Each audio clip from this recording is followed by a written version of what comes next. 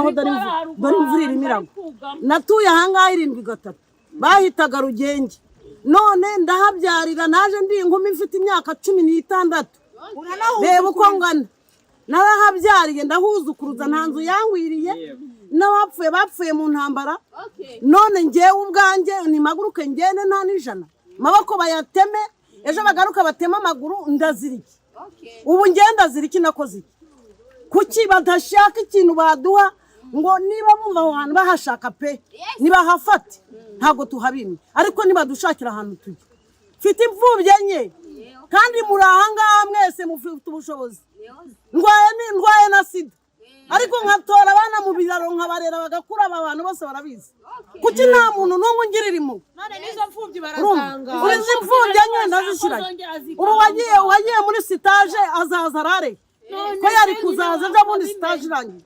ubuse kuko mu by'ukuri mwaturenganuye muzere wacu koko tumukunda yadutabaye kuko akaduha ahantu ho kuba ko tutaba mu giti nk'inyoni ko tutaba mu giti nk'inyoni badufashije koko tukabona ahantu twikinga abandi bahawe ingurane abandi bahawe amafaranga aha haruguru hose hahawe amafaranga twebwe ngo turi munsi y'umuhanda barahashaka niba bahashaka niba hafata ariko bagira aho batwerekeza tugira uko tuba urumva kazungu sinkibyara abana banjye ni bakuru baragiye bajya guhiga nsigara ahangaha muri iyi nzu y'umugabo yasizemo 7 nibwo nabaye ahangaha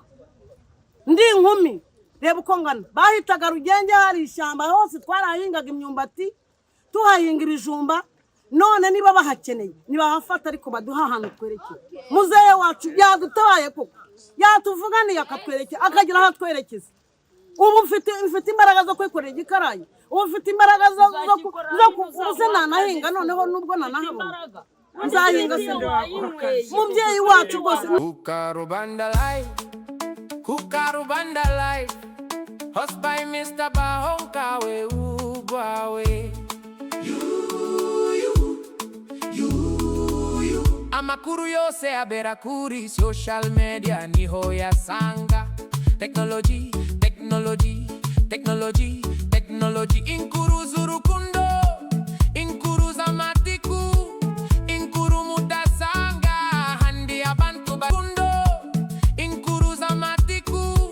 inkuru mudasanga handi abantu batinye kuvuga zose zisangwa no kukarubanda life kubufatanye na Mr. Bahonkawe ubwawe kuri TikTok turagushimye wowe wamaze gukora subscribe kuri Blessing